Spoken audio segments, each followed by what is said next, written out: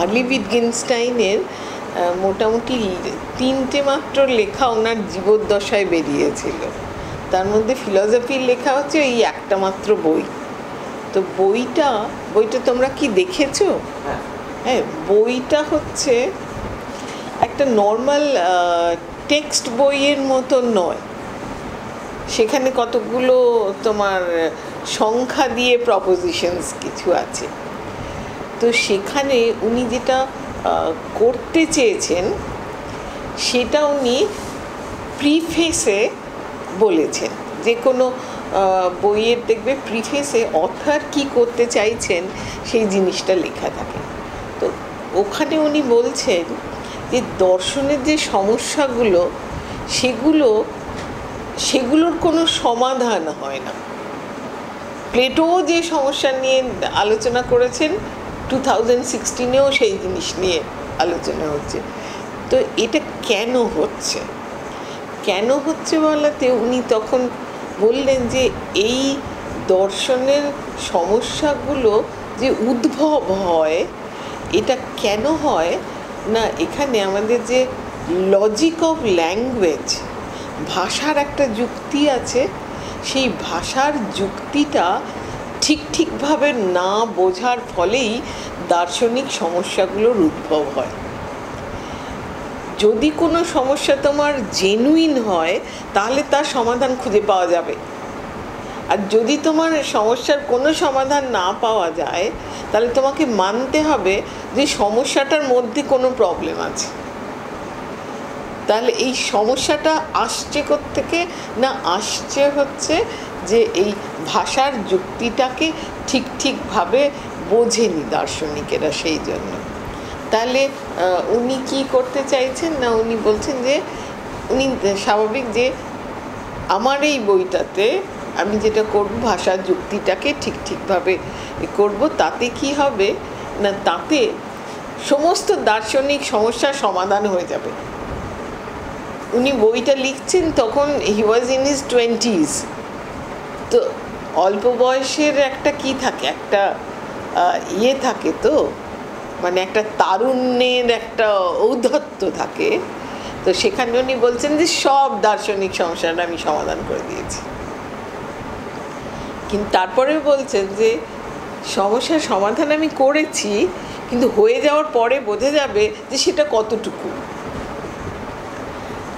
আর মূল যে ফান্ডামেন্টাল জায়গাটা, এমনি বইটা দেখলে মনে হয় বিভীষিকা, এর থেকে কিছু আমরা উদ্ধার করতে পারবো না, কিন্তু মূল যে প্রশ্নটা মানে যেটা উনি করতে চেয়েছেন, কেন ভাষার যুক্তিতে এলেন, সেটা হচ্ছে আমরা যদি সাধারণভাবে বলি যে আমি কথাটা বলছি, তোমরা শুনছো, তোমরা বুঝছো, এটা কি করে সম্ভব হচ্ছে? How is communication possible?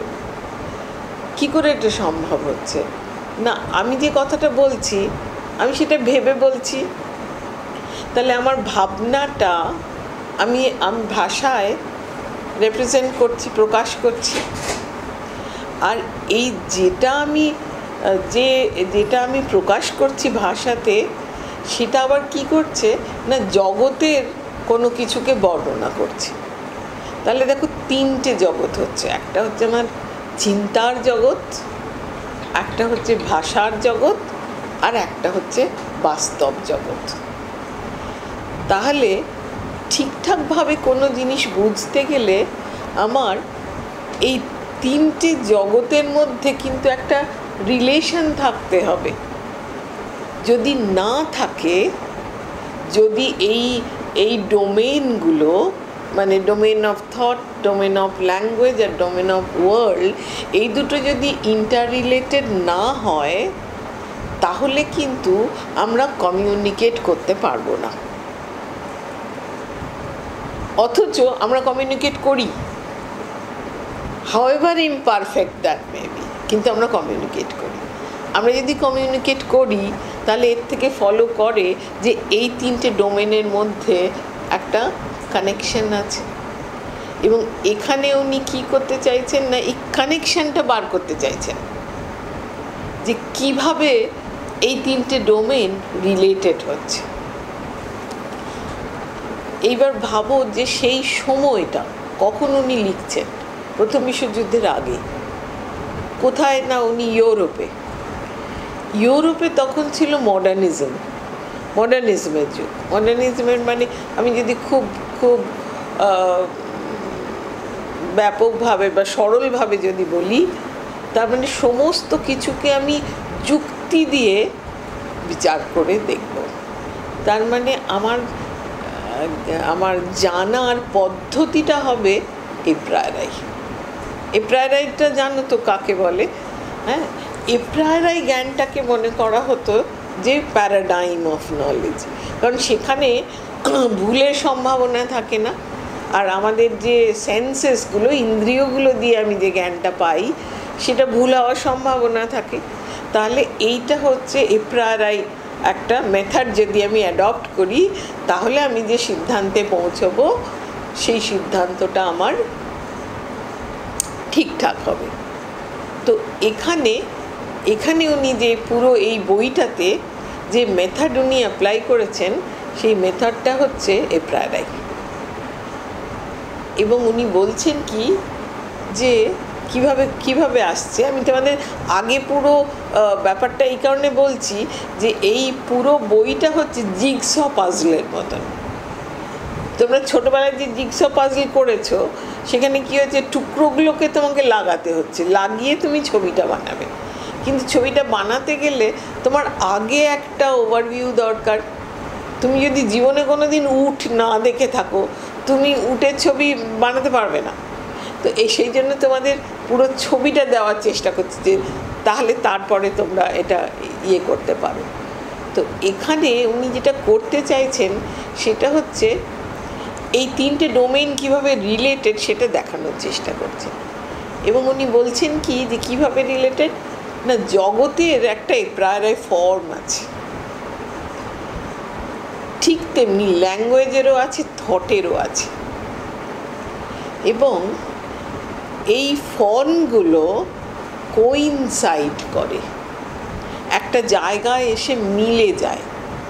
এই মেলে বলেই আমার ভাবনাটা আমি ভাষায় প্রকাশ করতে পারি, আমার ভাষাটা জগৎকে রিপ্রেজেন্ট করে, আর যে শুনছে সে এটা অর্থটা বুঝতে পারে।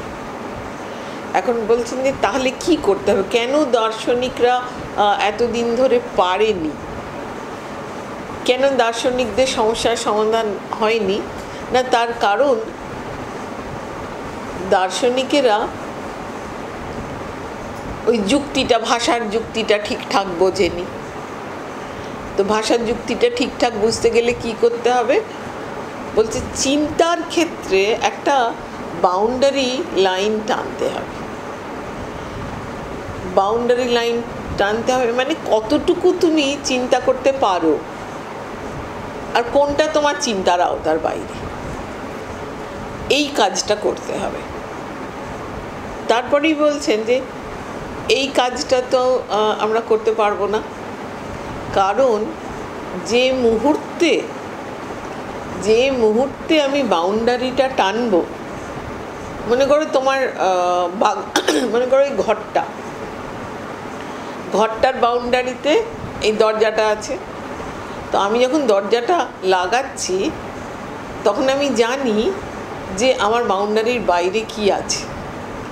তুমি যদি বলো এইটা আমার বাগান, এইটা আমার বাগানের বাউন্ডারি, তাহলে তুমি জানো যে বাগানটা পেরিয়ে কি আছে, তুমি জানো বাগানটার বাইরে একটা রাস্তা আছে।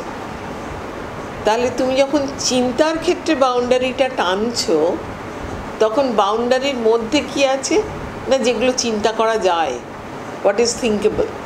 তাহলে বাউন্ডারির বাইরে কি আছে, আনথিঙ্কেবল। তাহলে you have to think the unthinkable. This is not logically possible. সুতরাং চিন্তার ক্ষেত্রে তুমি বাউন্ডারি টানতে পারবে না। তাহলে কি করে সমস্যার সমাধান হবে না? তাহলে উনি বলছেন যে চিন্তার ক্ষেত্রে পারবো না টানতে, কিন্তু ভাষার ক্ষেত্রে পারবো। ভাষার ক্ষেত্রে আমরা কোন জিনিসটা অর্থপূর্ণ আর কোন জিনিসটা অর্থহীন, সেই পার্থক্যটা আমি করতে পারি, তাতে কোনো সমস্যা হয় না। সেই বাউন্ডারি আমি টানতে পারি, অর্থপূর্ণতার বাউন্ডারি। ওদিকে কি আছে? ওদিকে অর্থহীন জিনিসগুলো আছে, তাতে অসুবিধা নেই। তো তখন এই যে অর্থপূর্ণতা আর অর্থহীনতা, এই যেটা বলছি, এইটা যদি আমি করি, এইটা দিয়ে চিন্তার বাউন্ডারিটাও টানা যাবে। চিন্তার বাউন্ডারিটা টানা যাবে কীরকম না, চিন্তার আর ভাষা এক্সটেন্সিভ, সমব্যাপক। যে চিন্তা মানে সেন্সিবল চিন্তা, অর্থপূর্ণ চিন্তা, তাকে আমি ভাষায় প্রকাশ করতে পারবো। সুতরাং অর্থপূর্ণ চিন্তা আর অর্থপূর্ণ ভাষা তারা সমব্যাপক। তাহলে যখন আমি অর্থপূর্ণতার বাউন্ডারিটা টানছি ভাষার ক্ষেত্রে, সেটা অ্যাট দ্য সেম টাইম তোমার চিন্তার ক্ষেত্রে ওটা টেনে দিচ্ছে। তাহলে সেই কাজটাই উনি করতে চাইছেন। তার মানে উনি কি করতে চাইছেন? উনি মেন, কালকে কি তোমরা আমার লেকচার কেউ শুনেছিলে? একটা ডায়াগ্রাম করেছিলাম আমি, মনে আছে?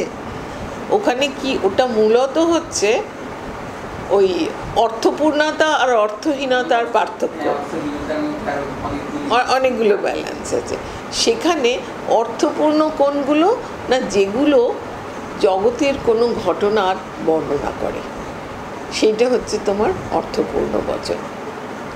আর তার বাইরে যা কিছু তোমার ঘটনার বর্ণনা করে না, সেগুলো তোমার সব অর্থহীন। তারপরে উইটগেনস্টাইন অনুসারে আমি অর্থহীনের কটা ভাগ করেছিলাম। আপাতত আমরা এটা মাথায় রাখি যে এখানে অর্থপূর্ণ বাক্য আর অর্থহীন বাক্যের মধ্যে একটা পার্থক্য করেছে। তারপরে যেটা ইম্পর্টেন্ট কথা বলছেন সেটা হচ্ছে কোন কথাগুলো আমরা বলতে পারি, কোন কথাগুলো বলা যায় না, সেটা হচ্ছে যেগুলো এই অর্থপূর্ণ বাক্য যেগুলো হচ্ছে, মানে যেগুলো কোনো ঘটনার বর্ণনা হচ্ছে, সেগুলো বলা যায়। কিরম বলা যায়? সেটা স্পষ্ট করে বলা যায়। আর যেটা বলা যায় না, তার মানে পুরো এই দিকের পুরো তোমার লজিক বাদ চলে যাচ্ছে, ম্যাথমেটিক্স বাদ চলে যাচ্ছে, কারণ এরা কেউ জগতের ঘটনার বর্ণনা করে না। এথিক্স বাদ চলে যাচ্ছে, এস্থেটিক্স বাদ চলে যাচ্ছে, রিলিজিয়ান বাদ চলে যাচ্ছে, মেটাফিজিক্স বাদ চলে যাচ্ছে। এরা কিন্তু সব বাদ চলে যাচ্ছে, এরা কেউ অর্থপূর্ণ নয়। উনি বলেছেন এর ইম্পর্টেন্স আছে, কিন্তু এই যে অর্থপূর্ণ নয় বলছেন, তার মানে উনি বলছেন কি, যে এগুলো সম্বন্ধে কথা না বলাই ভালো, এগুলো সম্বন্ধে তুমি চুপ করে থাকাটাই ভালো। হ্যাঁ, যা বলা যায় তা স্পষ্ট করে বলা যায়, যা বলা যায় না সেটা নিয়ে আমাদের চুপ করে থাকাটাই ভালো। তো তাহলে ঠিক আছে, আমি না হয় চুপ করে থাকলাম। চুপ করে থাকলে তো এগুলো আসছে কি করে, আমি জানছি কি করে যে এই জিনিসগুলো বলা যায় না? তুমি যখন বলছো এগুলো সম্পর্কে অর্থপূর্ণভাবে কথা বলা যায় না, তুমি কিছু বলছো এবং সেই কথাটা অর্থপূর্ণ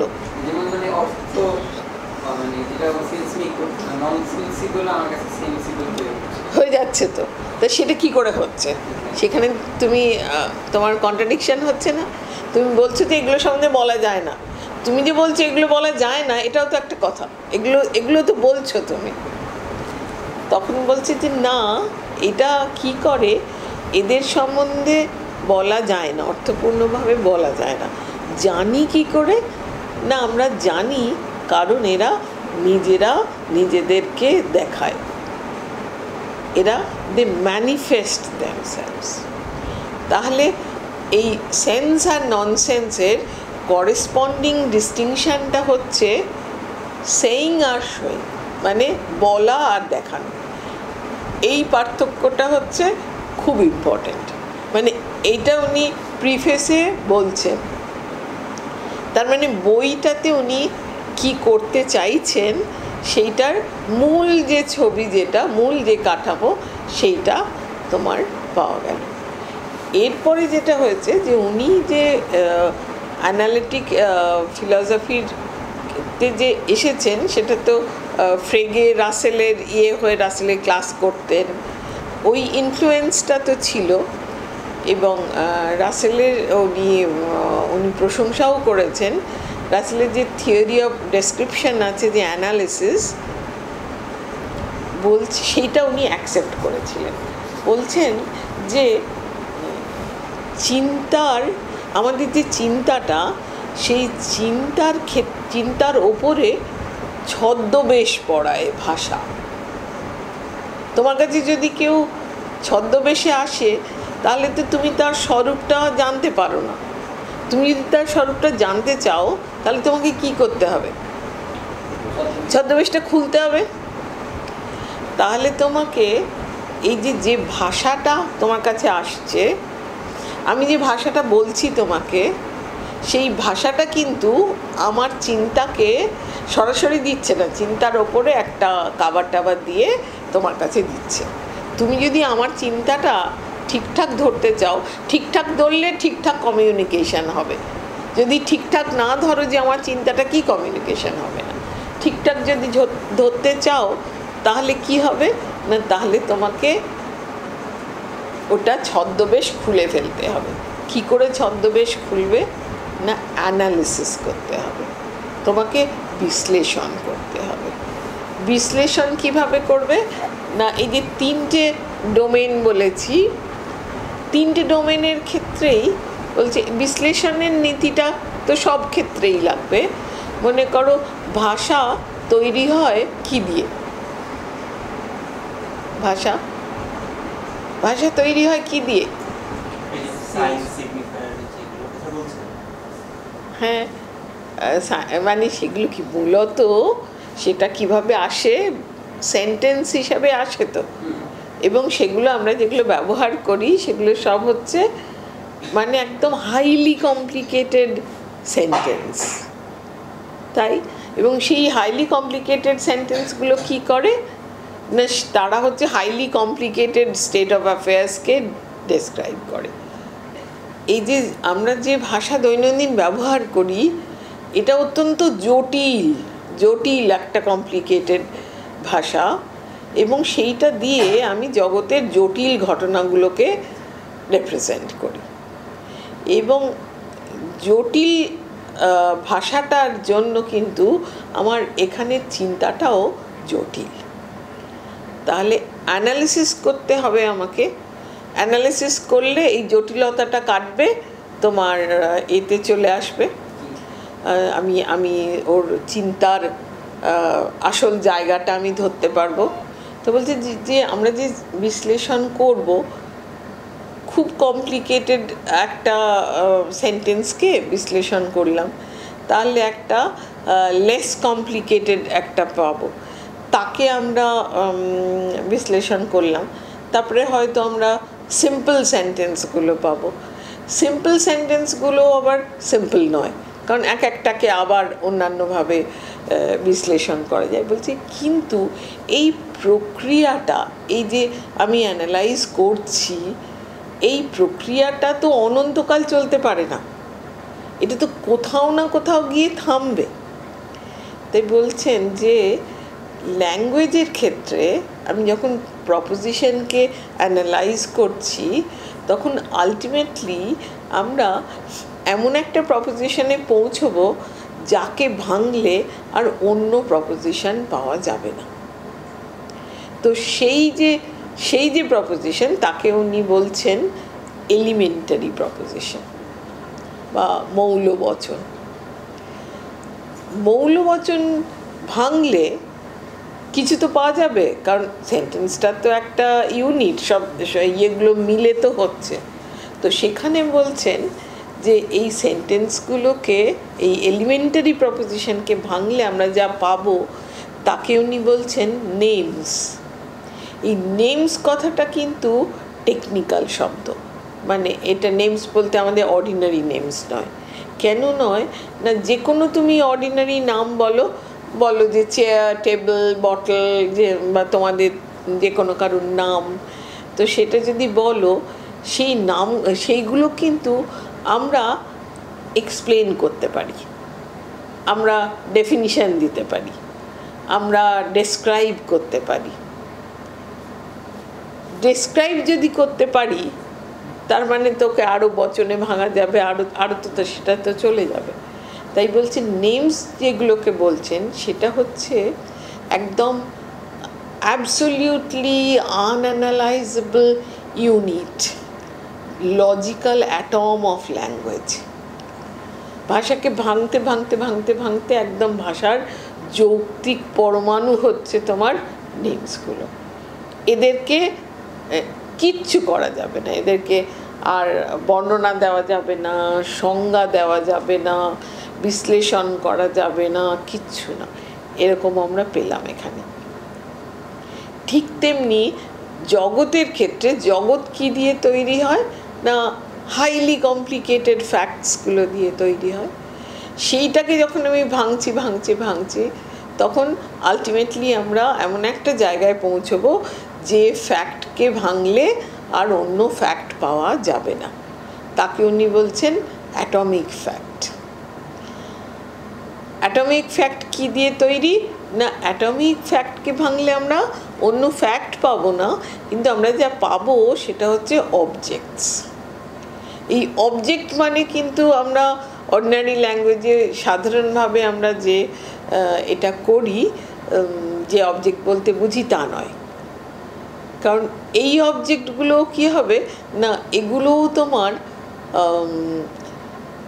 অর্ডিনারি অবজেক্টের মতো হবে না, কারণ অর্ডিনারি অবজেক্টকেও বর্ণনা করি আমরা। তাহলে এই যে অবজেক্টের কথা বলছেন, একে বর্ণনা করা যাবে না, একে বিশ্লেষণ করা যাবে না, তাহলে এটা হচ্ছে logical atom of the world. পরিষ্কার করে বলেননি এই বইটাতে, কিন্তু অন্যান্য হিন্টস আছে চিঠিপত্রে, যে চিন্তার ক্ষেত্রেও ওই একই রকম অ্যানালিসিস করে ওই রকম লজিক্যাল অ্যাটম অফ থট পাওয়া যাবে। এইবার এরা রিলেটেড কিভাবে রিলেটেড, নেম আর অবজেক্ট কিভাবে রিলেটেড না, a name is a name of an object, a name refers to an object. একটা নাম কি করে, একটা বস্তুকে নির্দেশ করে। নাম আছে মানে বস্তু আছে। এখানে কি রেস্ট্রিকশন না, একটা অবজেক্টের অনেকগুলো নাম থাকবে না, আর একটা নাম আর অনেকগুলো অবজেক্ট থাকবে না। থাকলে কি হবে না, অ্যাম্বিগুইটিস হবে, ইকুইভোকেশনস হবে। সেই জিনিসটা তো রোধ করতে হবে। সেই জিনিসটা কি করে রোধ হবে না, একটা নামের সাথে একটা বিষয় রিলেটেড থাকবে। কোনো অবজেক্ট আছে নাম নেই এরকম হবে না, কোনো নাম আছে অবজেক্ট নেই এরকম হবে না। চিন্তার ক্ষেত্রে তাই করেসপন্ডিং একটা চিন্তা থাকবে। তাহলে এইভাবে যে রিলেটেড হয়ে গেল, তখন যখন একটা নেমের করেসপন্ডিং একটা অবজেক্ট অ্যাটমিক লেভেলে পেয়ে গেলাম, তাহলে ওপরের লেভেলে যে প্রপোজিশনটা পাচ্ছি সেই প্রপোজিশনটা কি হবে, সেটা একটা সুনির্দিষ্ট অর্থ থাকবে। অর্থটা দিচ্ছে কে না, এই নেম আর অবজেক্ট। কারণ এরা নেম আর অবজেক্ট কি ভাষার সাথে জগতের একটা সম্পর্ক তৈরি হচ্ছে। যখনই তুমি বলছো আর name is a name of an object, তখনই ভাষার জগৎ আর বাইরের জগৎটা কানেক্টেড হচ্ছে এদের দুজনের মাধ্যমে, এবং এরা হচ্ছে আলটিমেটলি সিম্পল। এখানে কোনো অ্যাম্বিগুইটিজ ইকুইভোকেশনের জায়গা নেই, এদের মধ্যে রিলেশনটা হয়ে গেল। তাহলে ওপরে যে বচনটা পেলাম সেই বচনটার অর্থটা একদম সুনির্দিষ্ট হয়ে গেল। তারপরে উনি বলছেন কি যে একটা বচনকে আমি বচন বলবোই না যদি না তার সুনির্দিষ্ট অর্থ থাকে। A proposition is not a proposition unless it has a determinate sense. তো এই যে এই পুরো মানে পুরো বইটাতে অনেক কমপ্লিকেশন আছে, কিন্তু এইটা তোমাদের নাটশেলে আমি বললাম যে উনি কি করতে চেয়েছেন। এবং এইটা হচ্ছে কোন জিনিসটার অ্যানালিসিসটা করলাম না, যেটা বলা যায়, যেটা বলা যায় সেটা স্পষ্ট করে বলা যায়। বাকি যে এগুলো রইল এদেরকে বলা যায় না, কিন্তু এরা ইম্পর্টেন্ট। ইম্পর্টেন্ট কেন না, তারা ওই সত্যটাকে দেখায়। এই যে ওদের limit of language, limit of thought আর লিমিট অফ ওয়ার্ল্ড, এরা যে মেলে, এদের যে সীমাগুলো এক জায়গায় এসে মিলে যায়, সেইটা দেখায়। সেটা কে দেখায় না, লজিক দেখায়। আর এই যে তোমার এথিক্স, এস্থেটিক্স, মেটাফিজিক্স, রিলিজিয়ান, এইগুলোতে এইগুলো দেখায়। এইটা তোমার বলা যেতে পারে বেসিক স্ট্রাকচার আর্লি পিরিয়ডের। এবং যখন উনি এখানে তোমাদের মনে হতে পারে যে যা বলছেন উনি, যে জায়গাটা অর্থপূর্ণ ভাষা যে জগৎকে রিপ্রেজেন্ট করছে, সেই জগৎটার মধ্যে কিন্তু শুধু ফ্যাক্ট আছে, তার মধ্যে কিন্তু ভ্যালু নেই। শুধুমাত্র ফ্যাক্টের কথা বলা হচ্ছে, আর ভ্যালুসগুলো বাইরে থাকছে। কিন্তু এইখানে উনি কিছুটা মিস্টিসিজমের কথা বলছেন। উনি বলছেন কিছু মিস্টিক্যাল কথাবার্তা বলছেন যে মিস্টিক্যাল কি না, মানে এটা mystical that the world exists. বলছেন যে এই যে জগৎটা আছে এটাই রহস্যময়, এটাই মিস্টিক্যাল। কেন এটা মিস্টিক্যাল না, বলছেন যে I wonder that the world exists. এই যে জগৎটা আছে এটা আমার বিস্ময় উদ্রেক করছে। দেখো, স্বাভাবিকভাবে আমাদের কোনটা আমরা বিস্মিত হই, যে জিনিসটা একটু নর্মাল নয় সেটা দেখে তো আমরা বিস্মিত হই। যে ধরো কোনো একটা বাচ্চা জন্মালো, তার 3টে মাথা, তখন আমরা বলবো যে সত্যি এটা সাংঘাতিক অদ্ভুত ব্যাপার। তার মানে যে জিনিসটা দেখে আমরা বিস্মিত হই তার উল্টোটা হচ্ছে নর্মাল। ধরতে পারছো, তার উল্টোটা নর্মাল। কিন্তু অদ্ভুতভাবে দ্য ওয়ার্ল্ড এক্সিস্টস, তার উল্টোটা তো আমি কল্পনাই করতে পারি না। ওয়ার্ল্ড নেই তো আমিও নেই, আমার ওয়ান্ডারিংয়ের ব্যাপারও নেই। সুতরাং সেক্ষেত্রে এই যে এটাকে বলছেন, এটা তার মানে এটার অর্থ হচ্ছে না, কারণ এটা কোনো ফ্যাক্টকে স্টেট করছে না।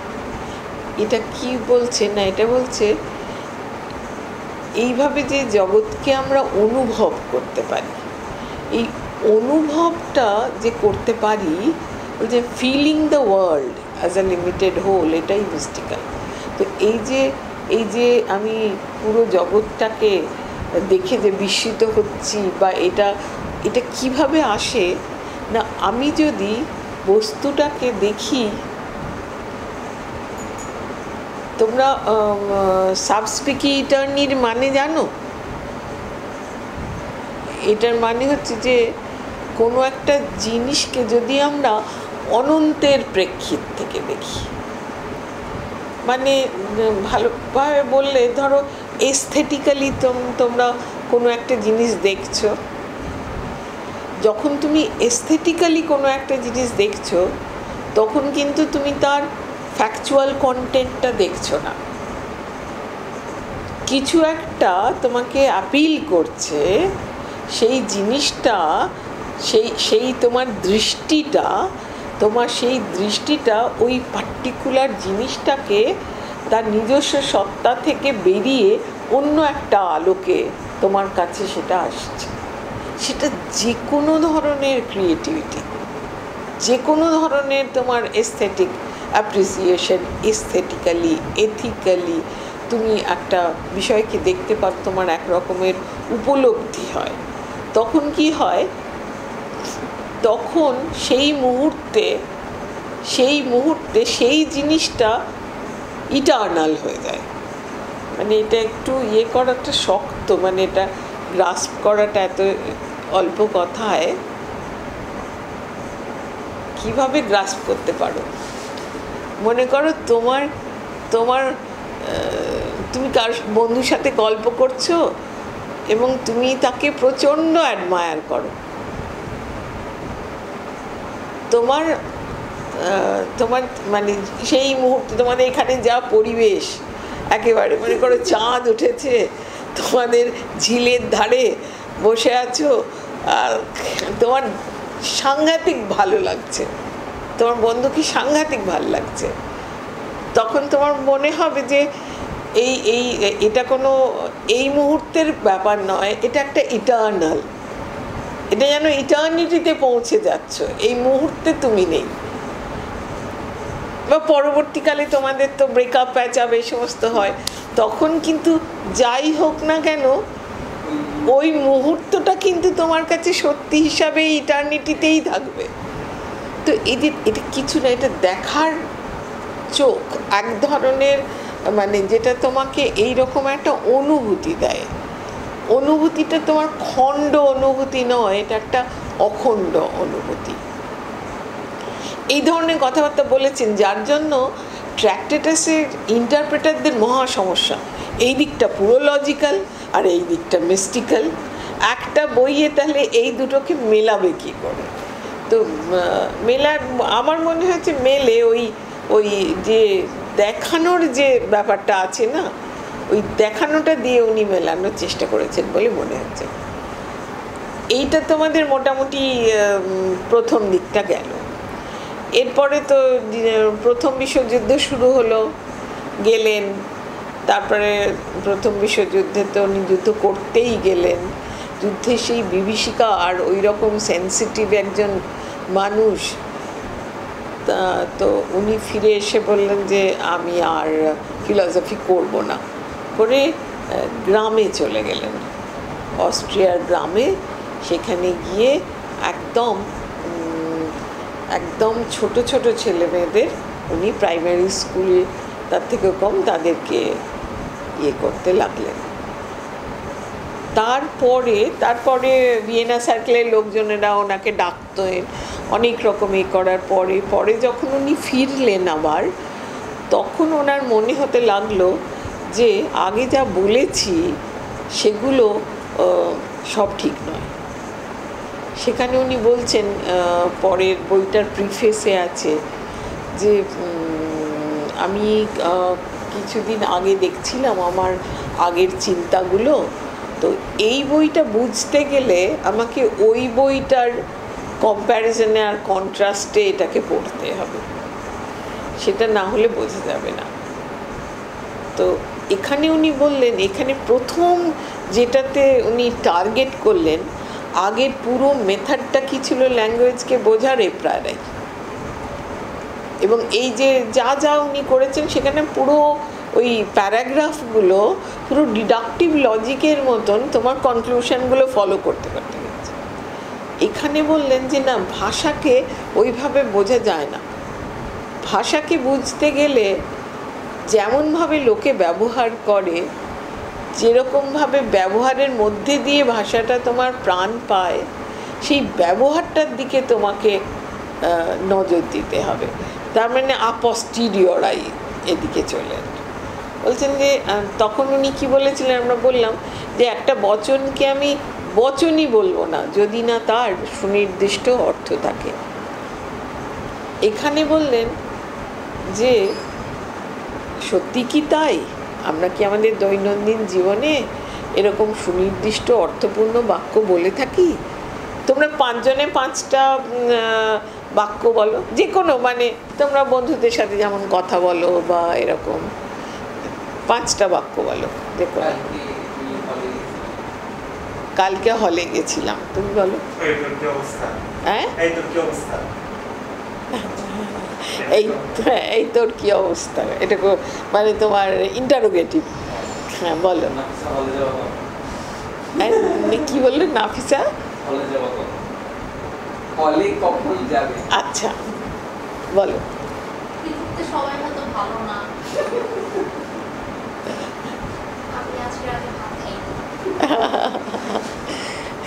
আচ্ছা ঠিক আছে, এইবার এইবার আমরা এগুলো অ্যানালিসিস করব। তো তুমি কি বললে জানো? আচ্ছা, ও আমরা একটা বাক্য পেয়েছি, আমি গতকাল হলে যাইনি। আমি কে? যাই না, যে কোনো কে, যে আমি বলবে সে হয়ে যাবে। গতকাল, গতকাল তো গতকাল পৃথিবী সৃষ্টির পর থেকে সবই আমার গতকাল। হলে, কোন হল? সিনেমা হল, থিয়েটার হল? তো একদমই অ্যাম্বিগুয়াস। ঠিক আছে, তাহলে যাইনি, সেটা না হয় ঠিক আছে, কিন্তু বাকি এই সেন্টেন্সটা পুরো অ্যাম্বিগুয়াস, কেউ কিছু বুঝতে পারো। ও তুমি জানো কি বললে? হ্যাঁ, তোর কাকে বলছো? বিশ্ব সংসারে কত তোর আছে, আর কি অবস্থার কথা জানতে চাইছো? পরীক্ষা থাকতে পারে, সেই অবস্থা জানতে চাইছো। শরীর খারাপ থাকতে পারে, সেই অবস্থা জানতে চাইতে পারো। অন্য কিছু স্পেশাল অবস্থা জানতে চাইতে পারো। তার মানে এটা পরিষ্কার নয়, অ্যাম্বিগুয়াস, সুনির্দিষ্ট কোনো অর্থ নেই। কাকে বলছো, কে বলছো, কিচ্ছু, কোনো কিছু ঠিক নেই। তুমি কি বলেছিলে? আচ্ছা, নাফিসা তো জগতে একজনই নেই। আবার হল, তো এটাও অ্যাম্বিগুয়াস। তোমারটা যেন কি একটা জেনারেল ছিল। হ্যাঁ,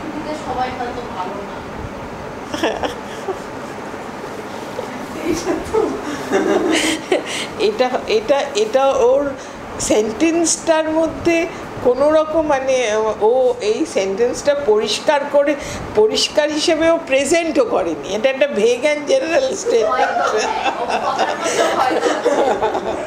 হয়তো সবাই, পৃথিবী, মানে পুরো, এটা একটা প্রিসাইজ স্টেটমেন্ট নয়। আর মানে যে কেউ কোনখানে, ধরো এই বাক্যটা কেউ শুনলো, কিন্তু সেটা যে নাফিসাই বলেছে এবং নাফিসাই যে কোন চিন্তা থেকে কি বলছে সেটা একেবারে বোঝা যাচ্ছে না। মানে কি এক্স্যাক্টলি ও মিন করতে চাইছে। তোমাদের অন্যগুলো যেমন লোকেশন আছে, ওটা একদম জেনারেল। আর তুমি কি বলেছিলে? হ্যাঁ, আমিটি কে, আর আজকে রাত্রে কে? ভাত খাওনি? ভাত অনেক রকম, ভাত সেদ্ধ হতে পারে, তারপরে আর ফ্রাইড রাইস হতে পারে, আরও অনেক কীরকম ভাত খাওনি সেটাও কিছু প্রিসাইজলি। তাহলে দেখো, এগুলো যা বলেছো এগুলো তো আমাদের দৈনন্দিনের কথা। তাহলে এরা কিন্তু কারুরই ডিটারমিনেট সেন্স নেই। তাহলে আমরা প্রতিদিনের যে ব্যবহার করি, যে ভাষা, সেই ভাষায় যে বাক্যগুলো ব্যবহার করি তাদের কোনো সুনির্দিষ্ট অর্থ থাকে না। তার সবগুলো ভেগ, ইমপ্রিসাইজ, সব কিছু। কিন্তু এইবার বলো, ভেগ হওয়া সত্ত্বেও আমরা কি শব্দগুলোর অর্থ, বাক্যগুলোর অর্থ বুঝিনি? বুঝেছি। কিন্তু তুমি যে কাল হলে যাওনি বলতে কি বুঝেছো সেটা আমি বুঝেছি। আর ও তোর বলতে কোনো পার্টিকুলার যদি কাউকেও মিন নাও করে থাকে, ওর বন্ধু বান্ধবদের মধ্যে কাউকে জিজ্ঞেস করছে, বা আমি যদি আর একটু ক্লোজ হই আমি জানতে পারি কাকেও, বুঝতে পারবো যে কাকেও এক্স্যাক্টলি এরকম জিজ্ঞেস করতে পারে। কনটেক্সট আমাকে বলে দেবে যে এটার অর্থটা কি। আর তুমি যেটা বলেছিলে কি জানো? হ্যাঁ, তোমারটাও ওরকম বোঝা গেছে। ওটা ভেগ হলেও মোটামুটি আমরা বুঝতে পেরেছি যে ও কি বলতে চাইছে। আর তুমি জানো কি বলেছিলে?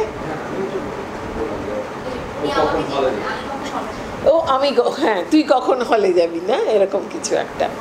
তো সেটাও কিন্তু আমরা বুঝতে পারছি। তার মানে ল্যাঙ্গুয়েজের পারপাস কি? কমিউনিকেশন। তাহলে কমিউনিকেশনটা হচ্ছে, যদিও কোনো বাক্যগুলোর ডিটারমিনেট সেন্স নেই। তার মানে ডিটারমিনেট সেন্স ছাড়াও বাক্যগুলো অর্থপূর্ণ হতে পারে। তার মানে ওইটা থাকাটা জরুরি নয়, ওটা না থাকলেও কমিউনিকেশন হতে পারে। বুঝতে পারছো? আগের পজিশন থেকে সরে এলেন। আর ওখানটাতে উনি বলেছিলেন যে জগৎটা কি না, জগৎটা হচ্ছে totality of facts, not of things. Fact কি না, ফ্যাক্ট হচ্ছে যে কিভাবে জিনিসগুলো রিলেটেড হয়ে আছে, সেটাই হচ্ছে ফ্যাক্ট। ধরো তোমাকে যদি বলি যে এই ক্লাসরুমটাকে, এই ঘরটাকে বর্ণনা দাও, এই ঘরটা, যে ঘরটায় আছো, কি বলবে? বর্ণনা কিভাবে দেবে? চারকোনা, হ্যাঁ, বলো বলো বলো। হ্যাঁ, দরজা আছে, চারটি জানালা আছে, একটা আলমারি আছে, একটা আয়না আছে, একটা টিভি আছে, দেয়ালের রং একটু কি বলে এটাকে, অফ হোয়াইট, সিলিংটা হোয়াইট, একটা ফ্যান আছে, একটা এয়ার কন্ডিশনার আছে, চারটি লাইট আছে, চারটি লাইট আছে, আছে, খাট আছে, এবার বলো, এগুলো তো পাশে ঘরেও আছে, তার পাশে ঘরেও আছে, তার পাশে ঘরেও আছে। এই ঘরটার ইউনিক পজিশনটা কি করে বর্ণনা হয়েছে, করা গেছে?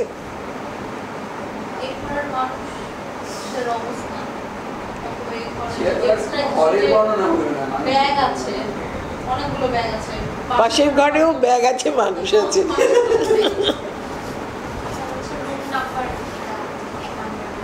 হ্যাঁ, এইবার আসছে, এবার বলো কিভাবে বর্ণনা দিলে তবে ইউনিকলি এই ঘরটা ডেসক্রাইব করতে পারবে?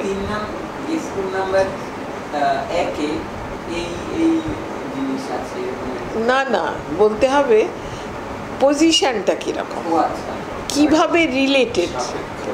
হ্যাঁ, মানে তোমার ঢুকতেই ডান দিকে একটা খাট আছে, তারপরে একটা তোমার ফ্লোরেট আছে, এখানে একটা টেবিল আছে, এইরকম আছে। এই ঘরে এই মুহূর্তে 5 জন ছাত্রছাত্রী আছে, এবং এই সময়ে, মানে এক্স্যাক্টলি এই সময়ে এই জায়গায় এই এতগুলো লোক আছে, এই পজিশনে হলে তাহলে তোমার ইউনিকলি ডেসক্রাইব করা হচ্ছে। তার মানে শুধু যদি অবজেক্টসগুলো বলো তাহলে যে কোনো পসিবল কিছুর সাথে তুমি পার্থক্য করতে পারবে না। ইউনিকলি ডেসক্রাইব করতে গেলে তোমার এগুলোকে রিলেশনটাও বলতে হবে। তো এই রিলেটেড জিনিসটাকে বলে ফ্যাক্ট। তো বলছিলেন যে জগৎ হচ্ছে টোটালিটি অফ ফ্যাক্টস, যেমন ঘরটা হচ্ছে টোটালিটি অফ ফ্যাক্টস, কারণ combination of objects, not of things বলেছিলেন। এরপরে যখন এই সেকেন্ড ফেজে চলে এলেন, বলছেন যে না, মানে তুমি এই ঘরটা বর্ণনা করতে যে তোমাকে সবসময় ফ্যাক্টসগুলো দিয়েই, কম্বিনেশনগুলো দিয়েই বলতে হবে তা নয়। মনে করো, ঈশ্বর না করুন, ধরো ডাকাত পড়লো, চুরি হয়ে গেল, পুলিশ এসেছে, এবার তোমাদেরকে বলতে হচ্ছে যে কি ছিল, ঘরটা কীরকম ছিল। তখন যদি তুমি বলতে বসো ডান দিকে খাট ছিল, তার বাঁ দিকে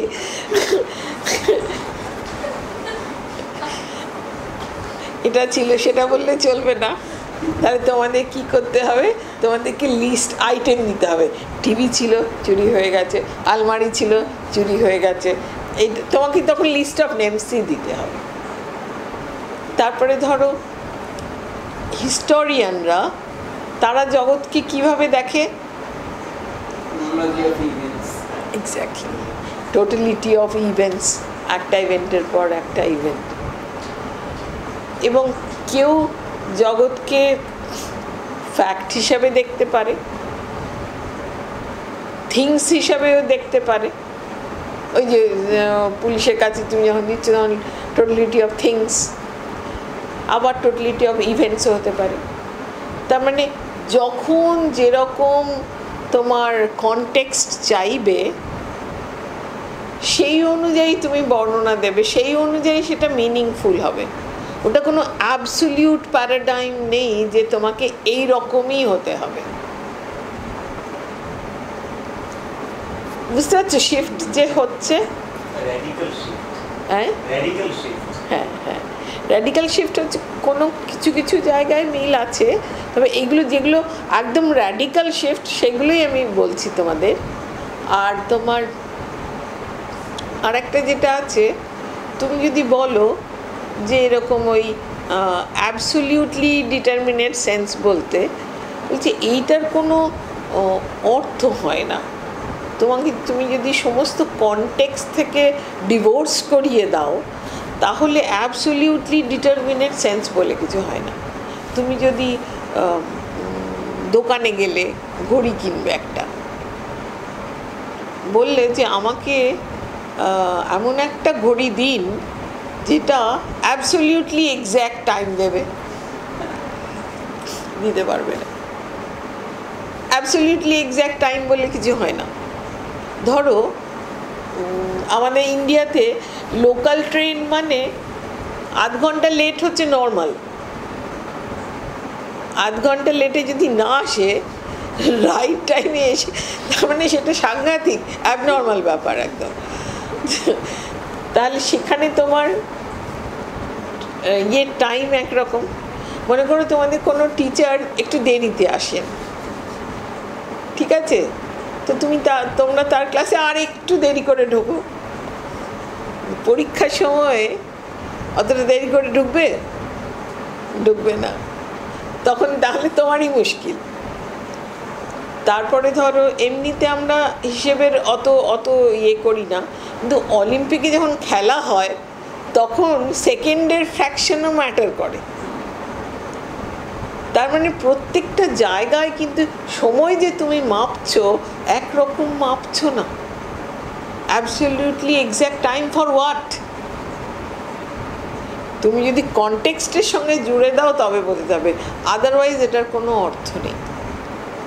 সুতরাং তোমার যে ওরকম অ্যাবসলিউটলি ডিটারমিনেট সেন্স থাকতে হবে এটার কোনো নেই। ওখানে এটা কেন বলছে না, দেখো ওখানে যখন আমরা বলছিলাম যে ভাষাকে ভাঙতে আমরা অ্যাবসলিউটলি সিম্পল নেমসে গেলাম, যেটা logical atom of the language. জগৎকে ভাঙতে আমরা অ্যাবসলিউটলি সিম্পল অবজেক্টে গেলাম, যেটা logical atom of the world. বলছি এটার অর্থ কি? ওরকম অ্যাবসলিউটলি সিম্পল বলে তো কিছু হয় না। তুমি সিম্পল কাকে বলবে? মনে করো একটা বীজের তুলনায়, চারা গাছটার তুলনায় বীজটা সিম্পল। চারা গাছটা আবার বড় গাছের তুলনায়, মাঝামাঝি গাছের তুলনায় সিম্পল। মাঝামাঝি গাছটা আবার বৃক্ষের তুলনায় সিম্পল। তার মানে সিম্পল আর কমপ্লিকেটেডটা তো তোমার কনটেক্সট অনুযায়ী ভ্যারি করে যাচ্ছে। তুমি কাকে বলবে অ্যাবসলিউটলি সিম্পল? অ্যাবসলিউটলি সিম্পল এই কথাগুলো অর্থহীন। সুতরাং এইটা যে অ্যাবসলিউটলি সিম্পল যদি তুমি উড়িয়ে দাও, তাহলে নেমস চলে গেল, অবজেক্টস চলে গেল, ওদিকে তোমার মিনিংফুল প্রপোজিশন চলে গেল, জগৎ as a totality of facts চলে গেল। তারপরে যেটা বলছিলাম, আর name is a name of an object, name আর অবজেক্ট রিলেটেড যেভাবে। এবারে বলছে যে মনে করো আমি বললাম যে নাফিসা আমাকে এক গ্লাস জল দাও। নাফিসা খুব কাজের মেয়ে, আমাকে একটা কাঁচের গ্লাসে জল নিয়ে আসছিল, আস্তে আস্তে ভেঙে ফেললো। তো ও কি ভাঙলো?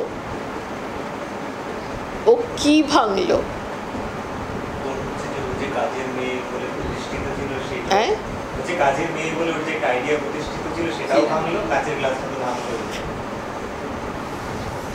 কাঁচের গ্লাসটা ওটা ছেড়ে দাও, হ্যাঁ কাঁচের গ্লাসটা তো ভাঙলো, কিন্তু গ্লাস শব্দের অর্থটা কি ভাঙলো? গ্লাস বস্তুটা ভাঙলো, শব্দের অর্থটা কিন্তু ভাঙেনি। তাহলে অর্থ আর বস্তু এটা আলাদা, বুঝতে পেরেছো? ওখানে এর আগে কি বলছিলাম যে নামটা হচ্ছে কোনো বস্তুকে রেফার করছে, গ্লাস শব্দটা গ্লাস বস্তুটাকে রেফার করছে, গ্লাস শব্দটা হচ্ছে নেম আর এই বস্তুটা হচ্ছে অবজেক্ট, এবং এরা দুটো কিভাবে রিলেটেড না, নেমটা হচ্ছে name of an object, name refers to an object. তাহলে এই যে বস্তুটা সেটা হচ্ছে কি নেমের মিনিং বলেছিলাম। তো এখানে কিন্তু মিনিং আর অবজেক্ট এই দুটো আলাদা, অবজেক্টটা ভেঙে ফেলা যায়, মিনিংটা ভেঙে ফেলা যায় না, তার মানে ওখানে একটা কনফিউশন আছে। তাহলে ওই থিওরি বাদ গেল, মানে নেম আর অবজেক্ট রিলেটেডে হলো না। তাহলে মোটামুটি যে লজিক্যাল অ্যাটমিজম যেটা আগের থিওরি যেটা দাঁড়িয়েছিল সেটা এখানে একদম পুরো নস্যাৎ হয়ে গেল। এই তোমাদের মানে তোমার সংক্ষেপে আমি তোমাদের মূল জিনিসটা বললাম।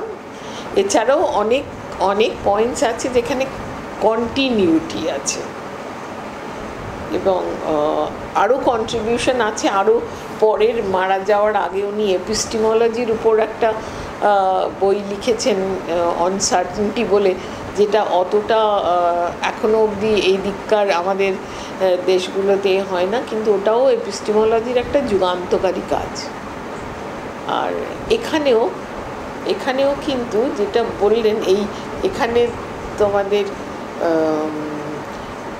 এটা হচ্ছে এই লজিক্যাল অ্যাটমিজমটা ভেঙে গেল, ভেঙে গিয়ে এখানে উনি দেখাচ্ছেন উনি আস্তে আস্তে কি কনসেপ্টগুলো ভাঙছেন।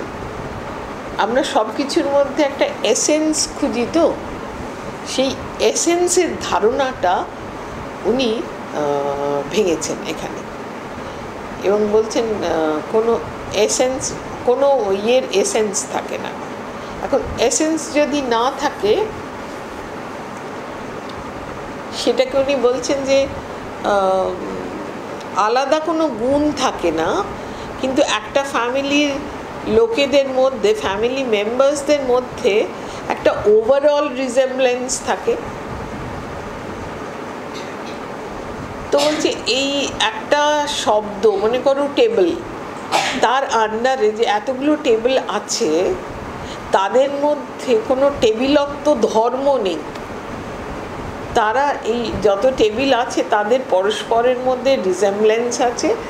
সেই রিজেম্বলেন্সটা কীরকম না, এক ফ্যামিলির লোকেদের মধ্যে যেরকম ধরনের রিজেম্বলেন্স থাকে সেরকম।